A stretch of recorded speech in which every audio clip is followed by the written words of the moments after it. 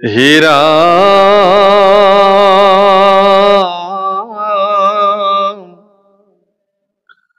সংসাৰাম হেন কৃষ্ণ কথা নুশুনিব কোনো নৰে একে মহা পাপী আত্মঘাতকীত পৰে।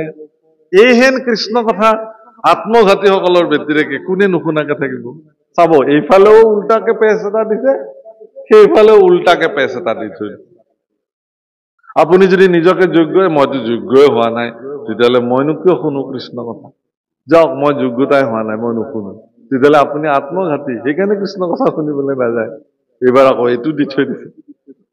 গতিকে আপুনি আত্মঘাতী নহয়, আপুনি মনুষ্য জন্ম জীৱন যাপন কৰিছে। সমস্ত ইতৰ প্ৰাণীবিলাকৰ ভিতৰত আপোনাৰ জন্ম শ্ৰেষ্ঠ জন্ম। এই জন্মৰ শ্ৰেষ্ঠত্বক প্ৰতিপন্ন কৰিবৰ কাৰণে আপুনি কৃষ্ণ কথা শুনিবই লাগিব। জীৱন কৃষ্ণ কথা শুনাৰ যোগ্য পাত্ৰ হিচাপে আপুনি নিজক কৰিবই লাগিব, প্ৰস্তুত কৰিবই লাগিব। যদি যোগ্য পাত্ৰ কৰি তোলাৰ কাৰণে প্ৰয়াস জাৰি ৰাখিছে, সেই প্ৰয়াসত ভগৱন্ত যদি আপোনাৰ প্ৰতি কৃপাশীল হৈ যায়, তেতিয়াহ'লে আপুনিতো ভাগ্যৱানে হৈ গ'ল। সেইকাৰণে পৰীক্ষিতৰ অকাল মৃত্যুটোক কোনো মৃত্যুৰ দোষ হিচাপেই ধৰা নাই। পৰীক্ষিতৰ মৃত্যুক জগতৰ কল্যাণকাৰী মৃত্যু হিচাপে বিবেচিত কৰা হৈছে। যদি পৰীক্ষিতৰ মৃত্যু নহলহেঁতেন অকালতে, তেতিয়াহ'লে পৃথিৱীত আজি আমি এনেকে ভাগৱত নাপালোৱে। গতিকে আমাৰ নিচিনা প্ৰাণীবিলাকক উদ্ধাৰ হ'ব পৰাৰ শ্ৰেষ্ঠ পথ প্ৰদৰ্শন কৰা ভাগৱত শাস্ত্ৰ আজি আমি যি ধৰণে পাইছো, একমাত্ৰ পৰীক্ষিতৰ ত্যাগৰ ফলত। সেইকাৰণে পৰীক্ষিতৰ মৃত্যু জগত কল্যাণকাৰী মুখ্য মৃত্যু বুলি ধৰা হৈছে। পিতামহ ভীষ্মৰ মুখ্য উৎসৱ বুলি গণনা কৰা হৈছে।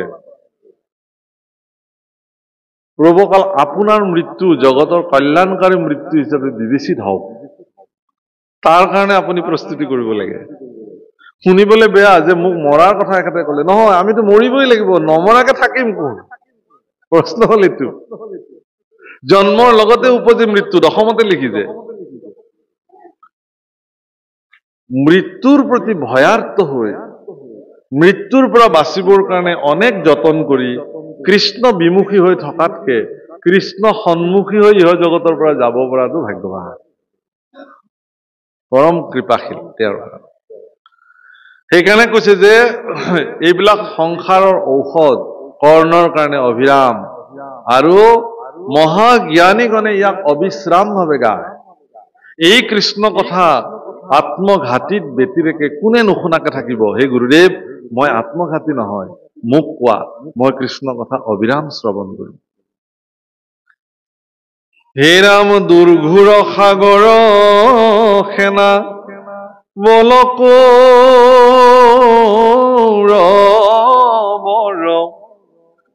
দ্ৰোণ ভীষ্ম কৰ্ণ তাতে কুম্ভীৰ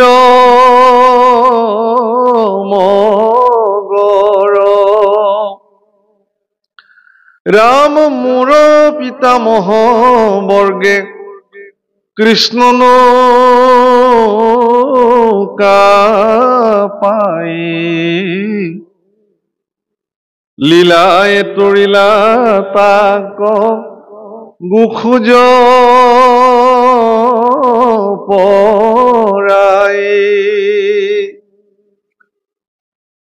হে বাপসকল, কুৰুক্ষেত্ৰ এখন সমুদ্ৰ বুলি আমি কওঁ, আৰু আমি বিলাকে খুব ধুনীয়াকে শুনো সেই কুৰু সমুদ্ৰত কেনেকে পঞ্চপাণ্ডৱে যুদ্ধ কৰিলে, কেনেকে কৌৰৱে তাত পৰাজয় বৰণ কৰিলে। কিন্তু আপুনি নিজেও যে এখন কুৰুক্ষেত্ৰত দিনে দিনে যুদ্ধ কৰি আছে, সেইটো কেতিয়াবা ভাবিছেনে? মোৰ জীৱন কুৰুক্ষেত্ৰত মই যে হাবুডুবু খাই আছো, এই কথা আপুনি কেতিয়াবা ভাবিছেনে? সময়ত আপোনাৰ বিপদত সহযোগী হ'ব থাক আপোনাৰ ইষ্ট কুটুম্বই আপোনাৰ বিপদৰ প্ৰধান কাৰণ হিচাপে থিয় হৈ আছে, এতিয়া ভাবিছেনে এই কথাটো কেতিয়াবা? সকলোৰে জীৱনত নহ'ব পাৰে, কাৰোবাৰ জীৱনততো হয়। যাক মই ইষ্ট বুলি ভাবিছো, তেওঁৱে মোৰ শত্ৰু হিচাপে মোৰ লগত কাম কৰি আছে। যাক মই মিত্ৰ বুলি ভাবিছিলো, তেওঁৱে মোৰ লগত গাদ্দাৰী কৰিছে। যাক মই বন্ধু বুলি ভাবিছিলো তেওঁৱে মোৰ কাৰণে চূড়ান্ত শত্ৰু হিচাপে বিবেচিত হৈছে। এই কথা আমি কেতিয়াবা ভাবিছোনে বাৰু? সেইবিলাক নিজৰ কৃতকাৰ্যতাৰ পৰিণাম প্ৰভুসকল, প্ৰাৰব্ধ কৰ্মৰ ফল এইবিলাক। কিন্তু আপুনি যদি কৃষ্ণত সমৰ্পিত হয়, তেতিয়াহ'লে এনেকুৱা সন্দিক্ষণতো ভগৱান আপোনাৰ লগত সখিত্ব কৰিবৰ কাৰণে আহিব, কিন্তু উপজাচি। আপোনালোকে জানে মহাভাৰতত ভগৱান কৃষ্ণ উপজাচি গৈ অৰ্জুনৰ লগত সখিত্ব কৰিছে। অৰ্জুনে সখিত্ব কৰিবৰ কাৰণে কৃষ্ণৰ ওচৰলৈ অহা নাই। কংস নিধনৰ পিছত দ্বাৰকাধীশ ভগৱান কৃষ্ণই অৰ্জুনক বিচাৰি বিচাৰি গৈ সখিত্ব কৰিছে। কেলে? যে পৃথিৱীৰ ভাৰ হৰণ কৰিবৰ কাৰণে তেওঁ অৰ্জুনক বিবেচিত কৰি লৈছিলে, যে অৰ্জুন মোৰ সহযোগী। সেইকাৰণে গীতাত কি ধুনীয়াকে এটা বৰ্ণন কৰে যে অৰ্জুনৰ ৰথৰ 4টা ঘোঁৰা, এটা হল এটা এটাকে 4টা ঘোঁৰা, আৰু সেই উদাত্ত ঘোঁৰা 4টাৰ যি ৰথ, এই ৰথখনৰ নাম হল কপিধ্বজ। আৰু সেই কপিধ্বজ ৰথৰ সাৰথী ভগৱান শ্ৰী নাৰায়ণ নিজেই, কৃষ্ণ দৈৱকী নন্দন। আৰু মহাৰথী হিচাপে সেই ৰথত বিদ্যমান হৈ আছে কুন্তী নন্দন গান্ধীৱধাৰী অৰ্জুন। বাপসকল, এই শৰীৰটোৱে সেইখন ৰথ, আৰু এই ৰথখনৰ চালক 4টা ঘোঁৰা, মন, বুদ্ধি, চিত্ত আৰু অহংকাৰ। ই ইমান বেগৱন্ত যে ই ক'ত ক'ত যে মোক লৌৰাই লৈ ফুৰাই তাৰ কোনো হিচাপ নাই। ক্ষিপ্ৰ গতিত, বায়ুৰ বেগতকৈও বেছি, শব্দৰ বেগতকৈও অধিক বলৱন্ত। মোৰ জ্ঞান অৰ্জুনে যদিও এইখন ৰথত বহি আছে, তেওঁ কোনো ধৰণৰ সুবিধাই পোৱা নাই তেওঁক নিয়ন্ত্ৰণ কৰিবৰ কাৰণে। কিন্তু অৰ্জুন জ্ঞানাৰ্জুনে গোটেই কেইটা মনক নাকি লগাই এডাল বাগজৰি কৰি সমস্ত জগতৰ নিয়ন্তা পালনকৰ্তা ভগৱান কৃষ্ণৰ হাতত জৰিডাল দি ক'লে যে হে প্ৰভু, আজিৰ পৰা এই ৰথখন তুমি যেনেকে চলাবা তেনেকে চলিব। তুমি যেনেকে নিৰ্দেশনা কৰিবা মই এই ধৰণেহে জগতত চলিম। এই বুলি যদি আপুনি আপোনাৰ শৰীৰ ৰথখন ভগৱানৰ চৰণত নিবেদন কৰি দিব পাৰে, তেতিয়াহ'লে সিদিনাখনৰ পৰা আপুনি মুক্ত। আপোনাৰ শৰীৰৰ চিন্তা ভগৱানে কৰিব। গীতাৰ এইটো মূল তাৎপৰ্য। আৰু সেইজনৰ কাৰণে শ্ৰী বিজয় নিশ্চিত।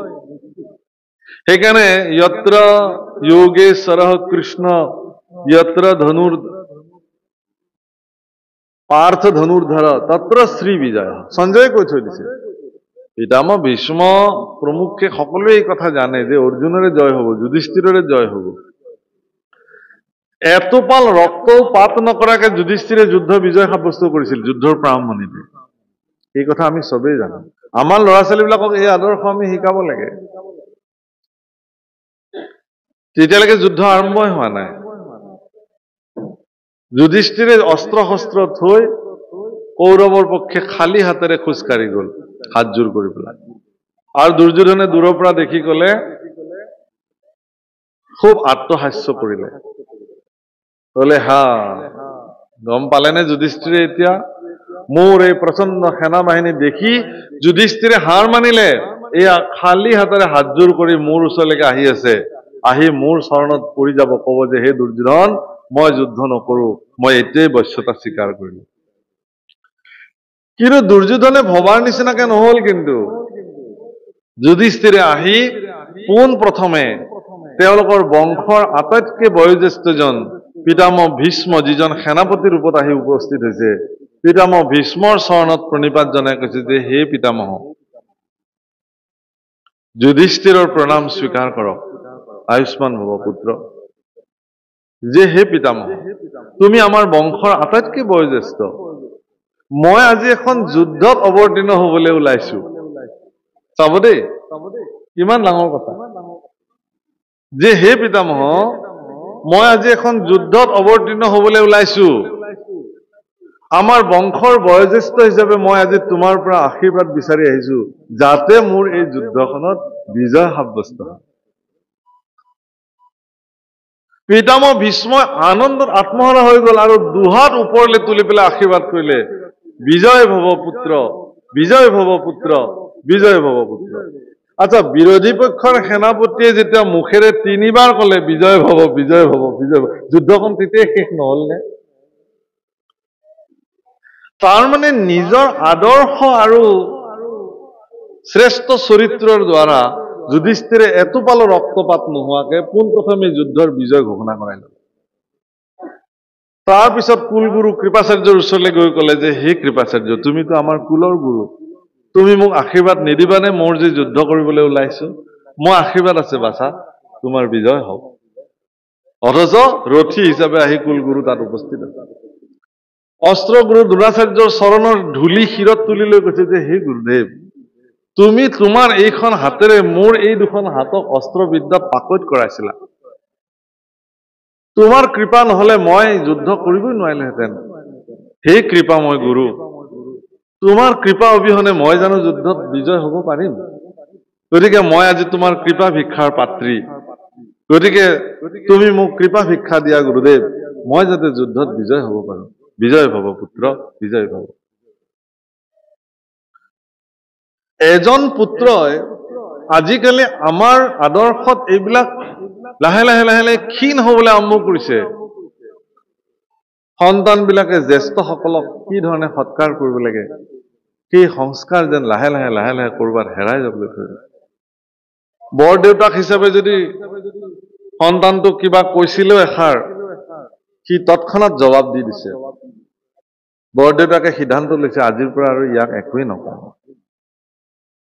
খুৰাক হিচাপে যদি কিবা এটা কৈছিল ভতিজাজনক তৎক্ষণাৎ জবাব দি দিছে হয়তো দেউতাকেও কৈছে মাকেও হয়তো কৈছে ভালে কৰিলি তেনেকে কৈ তই এনেকেই ক'ব লাগে নহলে ইহঁতে আমাক অমুক কৰিব কিন্তু পিতৃ মাতৃৰ কৰ্তব্য কি আছিল যে কিয় ক'লা তুমি বৰ্তাক তেনেকে বোলে না মোক এনেই ক'লে এনেই কওক কিয় তুমি উত্তৰ দিবা যোৱা এতিয়াই যোৱা স্নান কৰাগে তামোল পাণ এযোৰ লোৱা সফুৰা এখনত লৈ বৰ্তাৰ ওচৰত গৈ ক্ষমা খোজা যে বৰ্তা মোৰ ভুল হৈ গ'ল মই তোমাক তেনেকে ক'ব নালাগিছিল বাপসকল মই যদি সেই বৰ্তাকজন হওঁ এই মাত্ৰ গালি পৰা ল'ৰাটোৱে যদি তৎক্ষণতে মোৰ ওচৰলৈকে যদি তেনেকে আহে মই বাৰু তাক বুকুত সাৱটি নলম নে দে বাবা হ'ব দিয়া তাৰ কাৰণে তইনো মোক ক্ষমা খুজিব লাগেনে তোক মই ক্ষমা কৰি দিলো ঈশ্বৰে তোক মংগল কৰক হ'ব এই যিটো সম্বন্ধৰ যিটো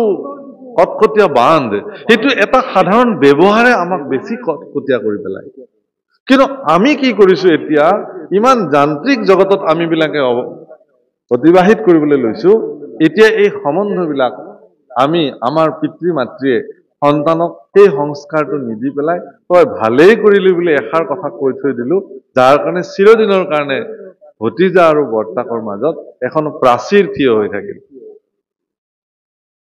আশীৰ্বাদ আৰু মমতাৰ পৰা তেওঁ বঞ্চিত হৈ থাকিল চিৰদিনৰ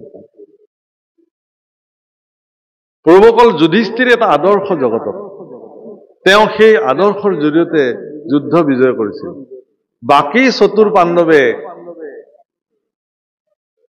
বাকী চতুৰ্থ পাণ্ডৱে তেওঁলোকেও যুধিষ্ঠিৰৰ পদাংক অনুকৰণ কৰি তেওঁলোকে যুদ্ধত জ্যেষ্ঠ ভাতৃ যি বুলি কৈছে সেই ধৰণে যুদ্ধত তেওঁলোকে বিজয় সাব্যস্ত কৰিছে প্ৰভুসকল আমিও আমাৰ সংসাৰ কুৰুক্ষেত্ৰখনত যদি বিজয় সাব্যস্ত হ'ব খোজো তেতিয়াহ'লে আমিও সেই ধৰণে ঈশ্বৰ গুৰু পিতৃ মাতৃ জ্যেষ্ঠজনৰ প্ৰতি সৎকাৰী মনোবৃত্তি থাকিব লাগিব যিজন ল'ৰা বা ছোৱালীৰ গাত এই ধৰণৰ সৎকাৰী মনোবৃত্তি সংস্কাৰী মনোবৃত্তি থাকিব সংসাৰ জগতত তেওঁ এদিন জয়ী হ'বই তেওঁক কোনেও পৰাস্ত কৰিব শাস্ত্ৰ এইবিলাকে কৈছে কেৱল আকৌ চাকি বন্তি জ্বলাই শৰাই সফুৰা খাই ভাগৱত শুনিলে আমাৰ জীৱনত একো কামত নাহে আমাৰ ল'ৰা ছোৱালীবিলাকক এই সংস্কাৰ দিব লাগে মই আশা কৰিম আজি উদ্যোক্তাসকলৰ প্ৰতি যে আমাৰ ভাগৱত পাঠবিলাকত আমি যেনেকে জেগা ৰাখো যে আইসকল ইফালে বহিব বাপসকল ইফালে বহিব মোৰ মনলৈ আজি এটা নতুন ধাৰণা আহিছে এই ধাৰণাটো মই আজি প্ৰকাশ কৰোঁ আমাৰ উদ্যোক্তাসকলে ধৰক এই নামঘৰটোতে এইফালে এটা জেগা বোলে এইখিনি জেগা নৱ প্ৰজন্মৰ কাৰণে বুলি সংৰক্ষিত কৰিব লাগে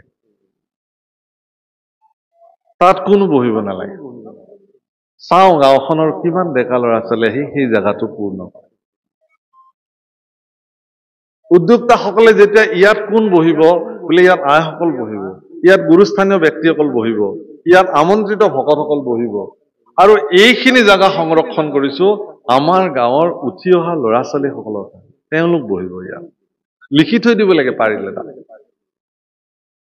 আৰু গাঁৱৰ প্ৰত্যেকটো পৰিয়ালে নিজৰ ল'ৰা ছোৱালীবিলাকক সেই স্থানডোখৰৰ ৰিক্ত স্থানডোখৰ পূৰ্ণ কৰিবৰ কাৰণে নিজৰ সতি সন্ততিক প্ৰেৰণা দিব লাগে তাত এবাৰ বহিবা দেই তোমালোকৰ কাৰণে স্থান নিৰীক্ষণ কৰা হৈছে নিৰ্ধাৰণ কৰা হৈছে তাত বহি একান্ত চিত্তে কৃষ্ণ কথা শুনিবা নহলে এই বছৰত ইমান লাখ টকা খৰচ কৰি আমাৰ যে গাঁৱে ভাগৱতখন পাতিছে তোমালোকে যদি নুশুনা তেতিয়াহ'লে এইবোৰৰ কি কাম আছে আমিতো যি হ'ব লগা হৈয়ে গ'ল এতিয়াতো আমি সংশোধন কৰাৰ ৰাস্তাই নাই গতিকে সেই বাচাহত আমি আমাৰ জীৱনত আধ্যাত্মিক ভাৱে যি পিছপৰি ৰলো তোমালোকে যাতে আধ্যাত্মিক দৃষ্টিৰে পিছপৰি নোৰোৱা গুৰুস্থানীয় ব্যক্তিসকলৰ শ্ৰীমুখে ওলোৱা ভাল কথা সৎ কথা শুনিবৰ কাৰণে আমি এইবাৰ তোমালোকৰ কাৰণে এডোখৰ স্থান নিৰ্ধাৰণ কৰিছো সেইখিনি স্থানত তোমালোকে বহি একান্ত চিত্তে কৃষ্ণ কথা শুনিবাচোন তেতিয়া দেখিব যে গাঁৱৰ গোটেই ল'ৰা ছোৱালীবিলাক আহি সেই স্থানটো পূৰ্ণ কৰিব আৰু তেতিয়াহে আপোনালোকৰ এই ভাগৱত পাঠৰ